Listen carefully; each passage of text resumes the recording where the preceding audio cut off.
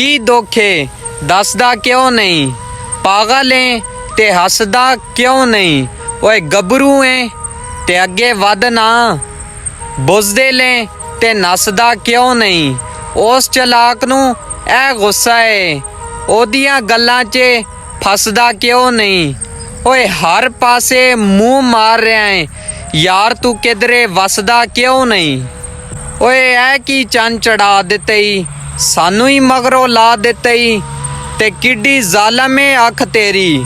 ओए बंदा ही फड़का देते ही, जी ओए इश्क जवाना सदके, मुल्ला पढ़ने पा देते ही, मिर्जे वालों मैं जामाना, साहबा नू समझा दिते ही।